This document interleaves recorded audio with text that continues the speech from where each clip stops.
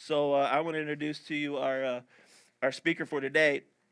So as I was sitting down writing some things down about Dr. Rick, of course I've heard so much about his wife Luella, and I've only seen her in pictures. I've went to Florida before, and we didn't been able to because I want to meet her. I got questions for Luella.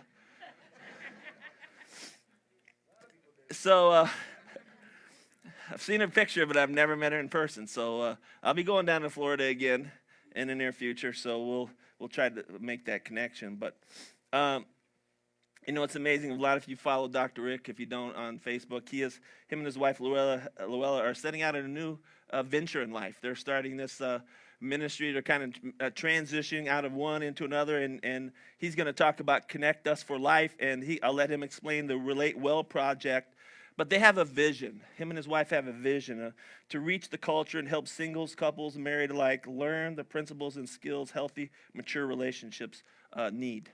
And so, you know what? Every time Rick comes and he has the ability, he comes to invest in us here at Wellspring. And I appreciate that. And so, last year, I think it was this time last year, somewhere around, and we invested in Rick and their ministry. We took a love up for that. So you all invested in him if you gave. And matter of fact, if you go to his website or his Facebook page, there's an ability to invest more into his ministry there, as you'll see if you check that out. But finally, what I really like about Rick is actually, honestly, he is filling out Ephesians 2:10 in his life. He was created in Christ Jesus to do good works for that God had prepared before him before he was even born. And so Rick is living out Ephesians 2:10. He's actually, his ministry, you might think it's like relationship, and he's a doctor and a counselor and all this stuff, but he's actually a disciple maker. That's what he really does. He just does it in the way that God crafted him and helped and put him life through to carry out. So has a disciple-making ministry disguised as Connect for Us or Relate Well. That's the awesome thing about it. He's just doing it the way God fashioned him. So Rick, he brings joy and light and truth to everyone he meets. I think you all know that. He's a life-giving leader. I think if you watch him and you see him, this dude never shuts off. He never quits reading. He's a learner. That is encouraging. That inspires me to do that as well. And then finally, I'll just close with this. He's a friend of Jesus. I know that. He's a friend of many of you, and he's a friend of Wellspring Community Church and me. So would you welcome Dr. Rick Marks?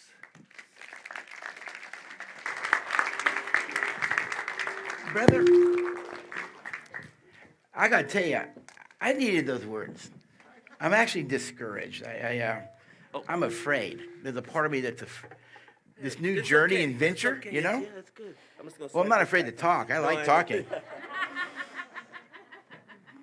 Luella and I stepping out on our own, it's the Lord, but there's always that sense of your humanity, like, all right, will we make it? Will we survive? And my fear brain says, do this, and my rational brain goes, trust the Lord. He's called you. So you know that battle, right? Romans 7. So those words were encouraging to me. Well, it is actually always good to be here because I come back and actually see friends. I mean, this is like a second home to me. A lot of people wonder who Luella really is. Some people have met her, actually. Very few up here have met her. And it's not that she doesn't travel with me because she doesn't want to. She works every weekend at a school uniform shop. She went back to work when our kids started college. And she was a homeschool mom and homeschooled my kids all the way through. So I have a son who's at Columbia. I have one at Cambridge, and my daughter graduated from Georgetown. So people ask, well, how did all your three kids end up in Ivy League schools? And I said, their mama. She raised them and educated them. Had to be her. Couldn't be anybody else. But anyway, so she works, and we're moving forward in our new journey, and it's exciting. And I'm grateful and always honored when someone wants me to come speak. So anyway, so you got a little bit about who I am from him, but actually I'm just Rick, not doctor. I'm just a guy who's on a journey. And so anyway, so to maximize our time, Galatians chapter 5. You've heard we're going to cover the 1,000-foot view, if you will, of the fruit of the Spirit. I've been kind of walking through a journey with folks. My own denominational background is Southern Baptist. I'm a Southern Baptist ordained minister, kind of a renegade one to a lot of my Baptist brothers. And if you've been watching in the news, we're in the national news right now. And Houston Chronicle exposed over 700 victims of sexual abuse by Southern Baptist ministers and cover-ups. One of those ministers I used to work for, who covered up an assault, and I worked with that victim when she was an adult. So, just because you're a Christian doesn't make you healthy. You got it? So let's be honest about it. Just because you're a Christian doesn't make you healthy. When I got saved at age 17, I'm 57 now, when I got saved at age 17, coming from a very abusive, broken home where there was violence, I got saved, and I was saved, for sure. But I was dysfunctional before I got saved, and guess what? I was dysfunctional after I got saved. And my phrase is Christianity is not immunity from humanity. And so, we're going to take a look at the fruit of the Spirit from a 1,000-foot view, just to kind of think about how are we walking? How am I walking? All right? So I'm going to read starting with verse 13 from the ESV version. Excuse me. For you are called to freedom, brothers. Only do not use your freedom as an opportunity for the flesh, but through love serve one another. Now, you guys remember, he's actually talking to Christians here. So just remember, he's actually talking to believers, all right? For the whole law is fulfilled in one word, you shall love your neighbor as yourself. And then he says this to these Christians, but if you bite and devour one another. See, you can be a Christian and bite and devour each other. You can be a Christian and bite and devour your kids. You can be a Christian and bite and devour your spouse. Just because you're saved doesn't make you healthy. But if you bite and devour one another, watch out that you are not consumed by one another. See, you want to live that way, then you're going to be consumed by it. Or I like to think you will reap what you what? You sow. You will attract to you the very thing that you are. Verse 16, but I say walk by the Spirit, and you will not gratify the desires of the flesh. That's a choice. Walk by the Spirit or don't walk by the Spirit. If you walk by the Spirit, you will not gratify the desires of the flesh. For the desires of the flesh are against the Spirit, and the desires of the Spirit are against the flesh. For these are opposed to each other to keep you from doing the things that you want to do.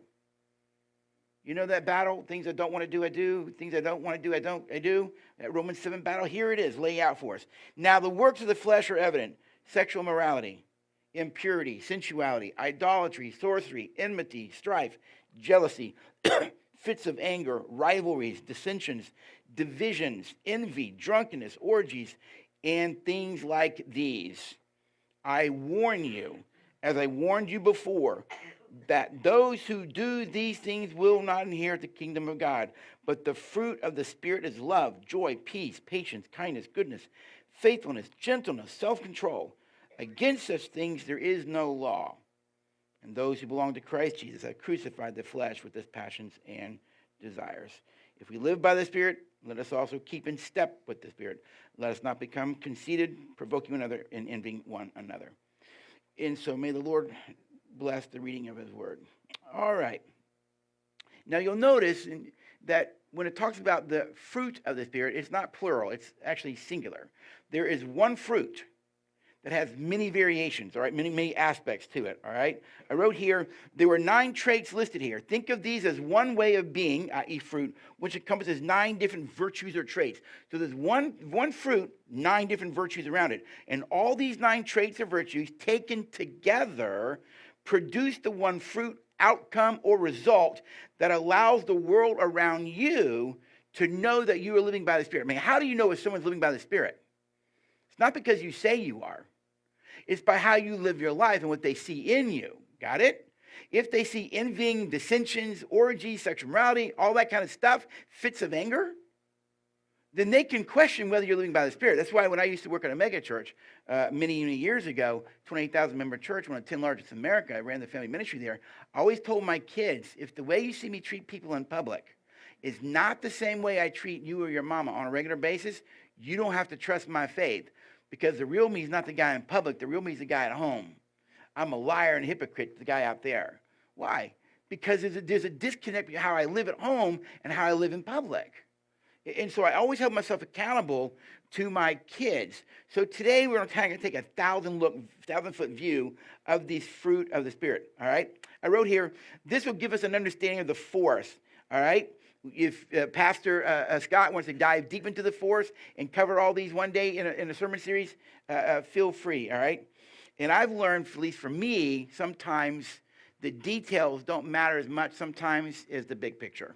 You know, I can sit back and go, okay, look at a map and go, I need to go to Florida. Where am I? For me, I want to know what it looks like from here to here first, right? When I do my GPS, I always scan it back so I can see the whole route. So conceptually, I got a sense of where I'm headed. And then I'll go into the forest. If I want to see the forest, then I'll go into the forest. So we're kind of taking a look at the forest, all right? Now, one thing I want you to point out is this is about a fruit. It's about a fruit, all right? I wrote here, the focus of the fruit is the result of the seed. Got it? It's the result of the seed. In other words, the fruit is only a manifestation of the what? Seed. Now listen to this. An orange tree does not sit around going, orange seed doesn't go, I want to be an orange tree. I want to be an orange tree. You're an orange seed. You're going to be an orange tree. Got it? An orange tree doesn't hope it's not going to be a banana tree. Right? It doesn't hope it's not going to be a grapevine. It is what's in its DNA, all right? An orange tree does not focus on making sure it focuses on producing oranges at the risk of producing a banana. No, it produces oranges because the DNA of the seed is an orange. And the DNA of those of us who have the Spirit to live by, you choose to live by yours, or you can live by Abba Father's Spirit. You will produce a certain way of being, a certain way of acting, a certain way of living your life. The DNA of his seed is already in you. You then have to allow yourself to release that seed to produce the fruit, or you can hinder it and stifle it. Would you agree? So quickly here, let's take a look at what it means to live not according to the flesh, all right? I say here that when you don't live according to the flesh, what you're actually doing is you're neglecting God and others and deciding to live for yourself. I'm going to say that again.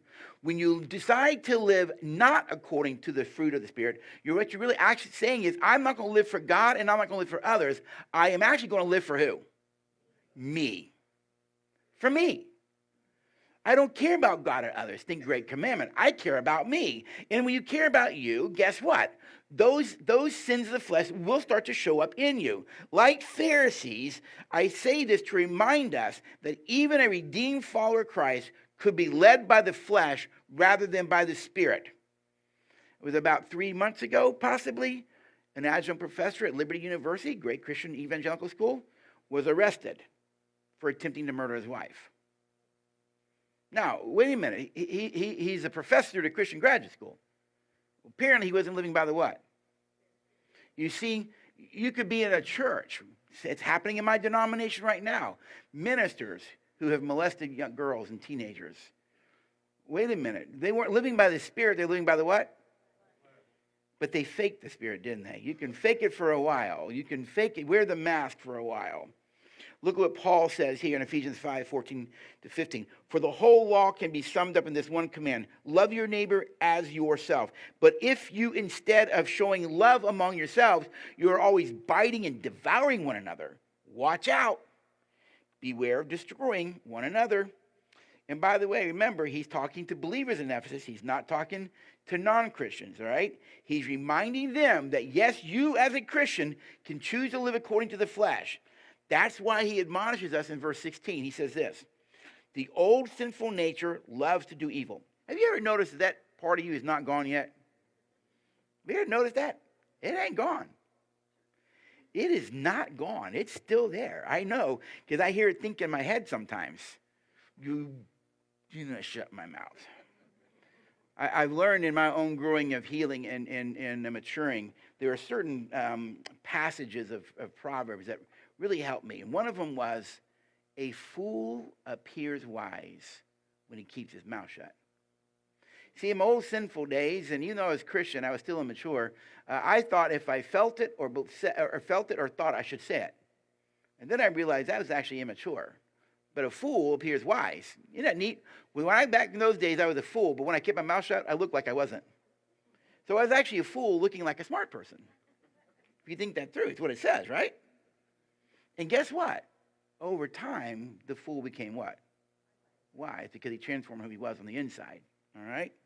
The old sinful nature loves to do evil, which is just opposite from what the Holy Spirit wants. And the Spirit gives us desires that are opposite from what the sinful nature desires. These two forces are constantly fighting each other, and your choices are never, and listen, and your choices are never free from this conflict. You will battle this to the day that you die. Get used to it. Quit worrying about it. It just is what it is. What matters more is that you don't listen to, I call it it. You don't listen to that little voice in the back of your head. I call it it. When it talks, tell it to shut up. Don't listen to that voice in your head. It is what the Bible refers to as the flesh. And it has no goodwill in your life. It only cares about two things and two things only. Looking good and avoiding looking bad. That's all it cares about. And if I'm going to look good, you have to look bad because I'm not going to look bad. So I'll blame you. I'll undermine you. I'll manipulate you to get what I want. And then when I get caught, I'll blame you for what I did. Why? Because I'm not looking bad. And yet there's 4 words I came up with over my years of growing and maturing that I chose to live by. And it's not that I chose these words. They kept emerging from me as a way of being. And the 4 words are humility, empathy, goodwill, and respect. And here's what I learned. Whenever I operated with goodwill, when I was respectful, when I lived in humility, and I was caring and empathetic with people, I always came across as a mature person. But more importantly, I protected the relationships I was in. Undermining any one of those 4 things, you will hurt people. Guaranteed. You treat people with ill will, you're going to harm them. You're disrespectful to people, you're going to harm them. You operate in pride, you're going to harm them. And you operate in an uncaring way, you're going to harm them. You want to live maturely? Ask yourself every day, is the way I'm treating this person, is it goodwill? Is it respectful? Am I actually walking in humility? And am I caring? If those 4 things become a part of you, I promise you, you'll be a healthy, mature person, and you will protect the relationships around you. So then, let's spend the rest of our time looking at the fruit of the Spirit. Now, here they are. And they're actually categorized in 3 different ways. So I want to kind of categorize them. The first 3, love, joy, and peace. God is what? Jesus is the Prince of? Love, joy, and peace. Those fruit actually come out of your relationship with God himself. As you relate to God himself, you will develop love, you'll joy, and you'll develop peace in your life. Because those 3 fruit actually come from a relationship with God himself. So it begins to ask, if you're not more loving, if you're not more peaceful, you're not more joyful, people could then ask, let me talk about your relationship to the Father, because you're not developing your relationship to the Father well, because if you were, those 3 things would be a fruit of that relationship. Patience, kindness, and goodness. Those 3 things come out of your relationship within yourself. Are you patient? Are you kind?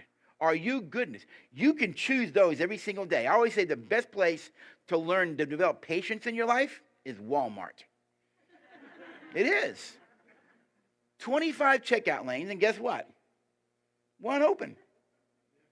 And years ago, when I was praying, I was a professor at Regent University in mid-90s, and I was kind of tired of being a Christian because it was too much work. Because where I came from, Christianity was always about what you did. And Father said, you know my word, but you really don't know my heart. And I said back then, well, then I want to know your heart. And he said, do you understand what you're asking? And I said, apparently not. And he said to me, you don't get my heart, you develop my heart.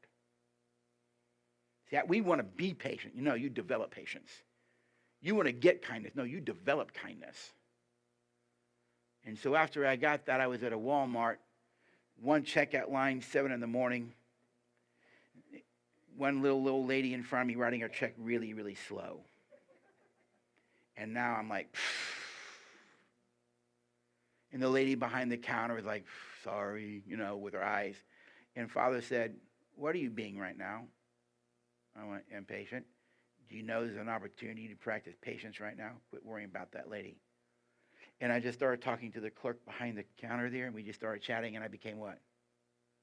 See, to the degree that I'm patient, I'm loving. To the degree I'm impatient, I'm not loving. It's real simple.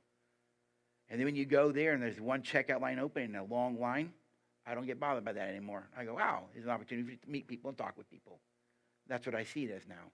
Because why would I want to let other people destroy my ability to choose what? Patience. Patience. You see, we have a sense of telling people sometimes, don't pray for what? We tell people that. let me share with you a thought I have around that. I would quit telling people that, because this is what I think Father hears. Why would you tell them to not pray for patience? You're asking them to not have my heart. My heart is patient. Why would you want them to not have my patient heart? You should be praying that they want patience and you have all the opportunities to practice it. There are 15 traits of love mentioned in 1 Corinthians 13. Trying to develop all 15, it's overwhelming. Until I realized something a long time ago. Those 15 traits, 13 actually can be categorized under 2. 13 can be categorized only under 2 traits. And when I realized that, I just only started focusing on the 2 traits because the other 13 are variations of the 2. So what are the 2 traits the other 13 are variations of? Simple. Patience and kindness. When it says bear all things, endure all things, that's a form of what? Patience. It's not rude. It doesn't rejoice when evil wins out. That's unkind to do that with people, right? So when you're driving to work tomorrow and someone cuts you off in traffic, right? And you start to speed up and stare at them. Of course, Keith's right here going, you do that in front of me, right? But when that happens, Father's going to go, Rick, what are you doing? Well, that person cut me off in traffic. I know. I asked, what are you doing? Well, I'm going to show him what for. Didn't you say you have my heart? Yes, sir. Do you know that I allowed this to happen so you can practice kindness right now, son? Oh, I didn't realize that. I did. So why don't you pull it over and let the fool go on and you practice kindness? But if you don't want to do that, that's all right. But take the Jesus loves you bumper sticker off your car. You're misrepresenting my heart. I don't treat people that way. You see? Patience, kindness, and goodness are about your relationship to yourself. And the last 3, faithfulness, gentleness, and self-control.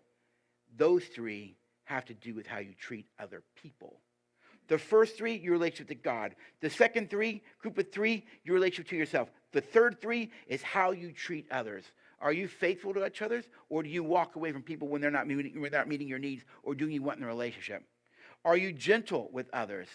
Galatians 6:1 says, brethren, if anyone who's overcoming a fault, look, we all going to mess up, aren't we? It says, if anyone is overcoming a fault, you who are mature, restore that person in a spirit of, who knows, gentleness, lest you be overcoming a fault. How do you want to be treated when you mess up? Gently, with love and patience. Then you treat others the same way. These traits listed above only come when you die to self. Now, Einstein said something a long time ago that I believe strongly. He said, make things simple, no more simpler. Coming to faith in Jesus is like a what? It's like a child. Come to him and there's a faith as a what? It's simple, but somehow we make things so complex. I was talking to this guy. I was in Minnesota yesterday and doing a marriage retreat in Buffalo. And I was talking to this guy, and he's giving all this stuff. And I go, what are you saying? Well, you know what I'm trying to get. I go, are you saying, and I just shot it right back to him simply, yes. I go, then just say that. Just say that. All this other stuff makes things complex, and the brain hates complexity. In the areas of life and relationship, simple is best. Einstein's right. You see, Einstein's right. So people go, what is die to self? And they'll give you all this theology around it. I'll make it simple for you. You know what dying self is? It's choosing to live a life of humility. That's it. When you choose to live a life of humility, in essence, you have chosen to do what? Die to self. You put pride over here, and you walk in humility.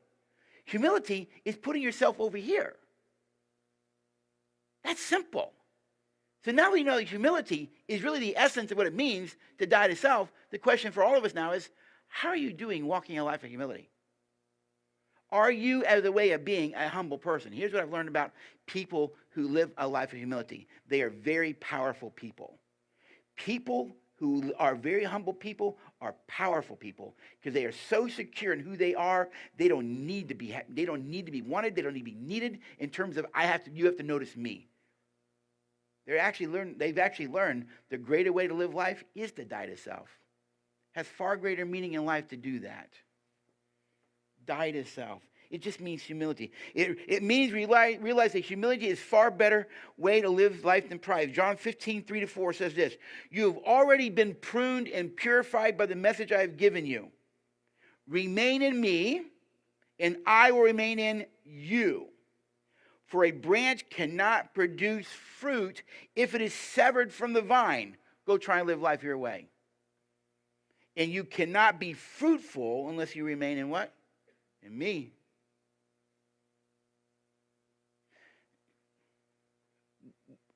You all know my story, I've told before, but I used to be very, very immature. I was an emotional child when I was married, man. I had to grow up and become a healthy, mature adult. Some may argue I'm not, but I'm a lot more than I used to be 20 years ago, right? And in my maturity, I've had to learn to tell that little voice in my head, shut up, and tell my pride to get out of the way. And I've had to learn to think about how it is for other people and how I come across. And realize, you know what, it's better that I serve other people than them serving me. It's a far greater way to live life. Far greater way to live life. It is more blessed to give than to receive. It is. I don't want nothing back when I give. Why? Because humility doesn't want that. Humility. Some people who walk in humility go, hey, if you want to go ahead in front of me, feel free. It's no big deal. I'm not bothered by that. Why? Secure within themselves. And God gives grace to the who? But he resists the proud.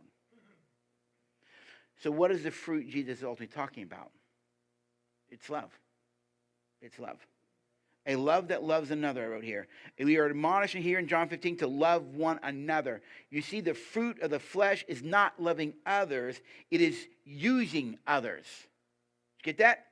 The fruit of the flesh is not loving others. It's using others for who? For yourself. It's to take from you so I can get from me. It is selfish. It is prideful. It is manipulative. It is harmful. And we're told to love one another, and that if we obey his commands, he will remain in us. And this thing about obedience, I don't know about you, but you ever notice that obedience isn't always pleasant? Did you ever notice that? Obedience doesn't always feel good. The greatest test of my obedience, I'm jumping into another one, but one far greater, I know it sounds simple, but back then it was a real big deal. I was in graduate school making $11,000 a year. We had 2 children. We moved to Texas with no kids. People were like, you went to Texas during graduate school and came back with kids? Yes, you have to do something other than study, right? So we produced 3 kids when we were in graduate school. I was making $11,000 a year. Luella's a stay-at-home mom. All right? That's what we decided to do. And I got my paycheck, and if I paid tithe, I had 0 money for groceries. 0. And I told Luella, we're not tithing. She says, we have to tithe. I said, no, we do not. I said, I have a responsibility to take care of my family. She said, you need to trust the Lord. I said, I am trusting what I see. I'm not proud of any of this, but it is where I was. It was my greatest challenge. And she said, you need to trust the Lord. I said, I'm sorry. I've got you and the kids to take care of. I don't make much money. I'm a full-time student. I'm sorry. We're not doing it. She says, trust, Rick, trust. Now I'm mad at her because I don't like her faith. I said, fine, I'll trust through you. You write the check. That's what I did. She said, well, either way, you're trusting. Okay, fine, whatever. And she wrote the check because I'm scared. I'll be honest, I was afraid. Well, I was on a Thursday. Saturday morning, I lived in student housing there, the seminary. Saturday morning at 6 o'clock, there was a knock on our door. Like, who's knocking on my door at 6 o'clock in the morning, student housing? Went downstairs, opened the door, nobody there. There were 5 bags of groceries sitting on our front porch. That wasn't the miracle. I didn't know this 2 years later. Well, I was telling the story. She goes, that wasn't a miracle. What was the miracle? She said, the miracle was I had already written out my grocery list. Everything that was on my grocery list was in those bags except one thing. And I went, I had no idea. You see? But that event, seeing those groceries there, was Father speaking to my fears, saying what? I got this. I got this. I got this. Obedience doesn't always feel good. So why obey? Why be obedient? And my answer to that is simple. I'm not saying I'm right, but it is my answer to it. Here's why obedience is better than disobedience. Obedience minimizes consequences to yourself and others.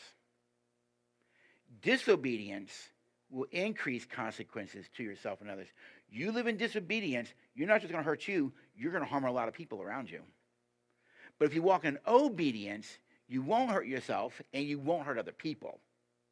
You see, obedience is not just about you following him. Your disobedience has an effect, ripples effect in relationships and harms people. How do you want to be treated? So why obey? I just told you. Disobedience harm others will not reveal you as a loving person, but as someone who only cares for themselves. So here's a kind of a difference between these two battles in front of you.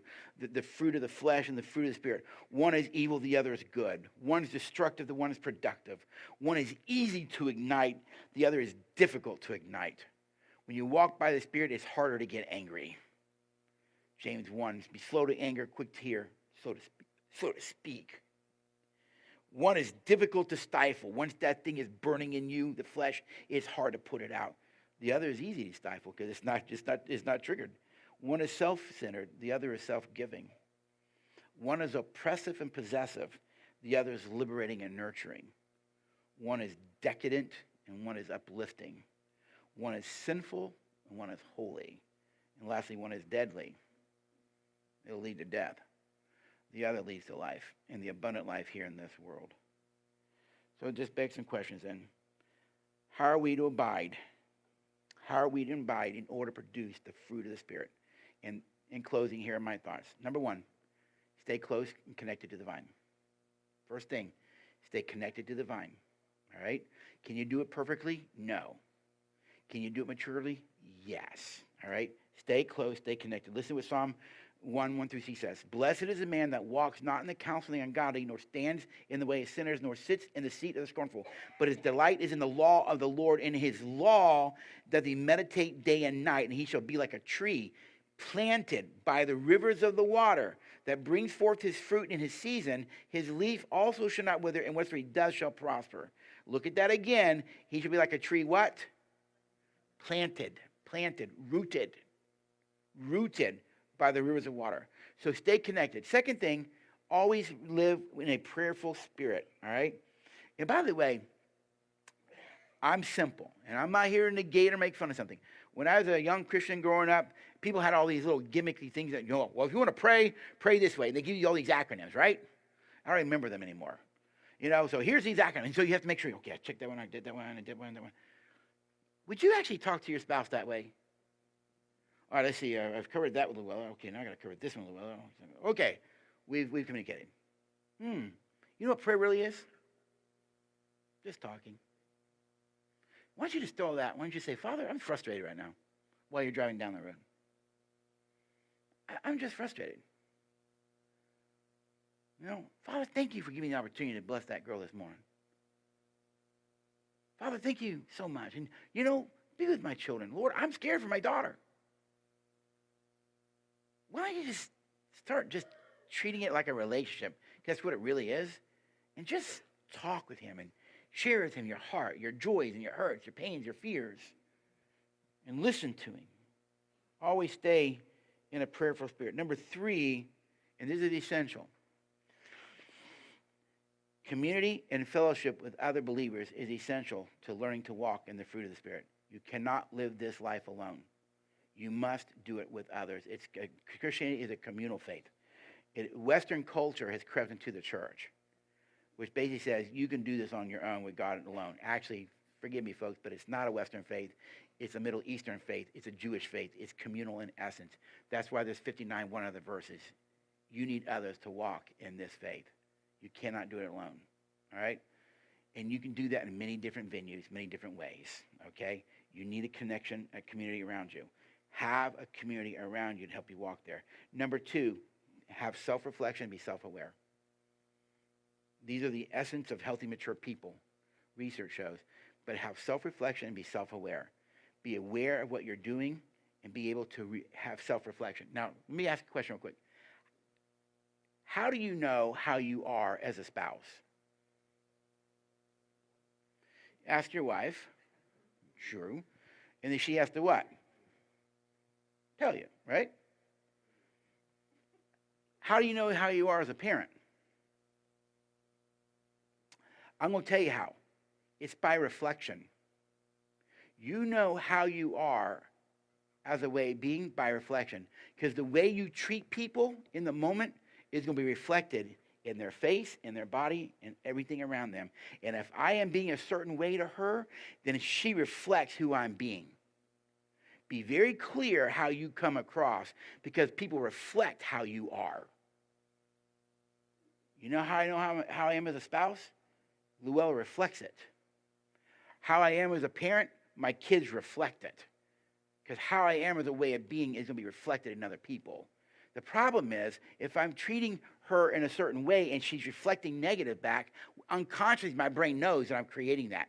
She's becoming a reflection of how I am. And my unconscious brain knows that's how I'm creating that. And I don't want to see who I am. So either I learn from the reflection and change it, but that requires humility and goodwill. I'd rather not. So I just smash the mirror so I don't have to look at myself. And that's what we tend to do. We just smash the mirror so I don't have to see myself. And lastly, the last point is always have a teachable spirit. Ephesians 5, 8-10.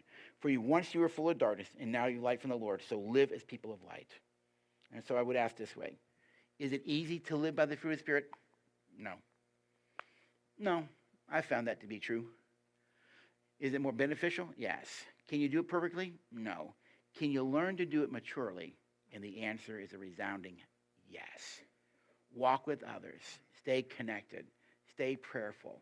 And live in humility. And those fruit will develop from God within yourself and others. That help?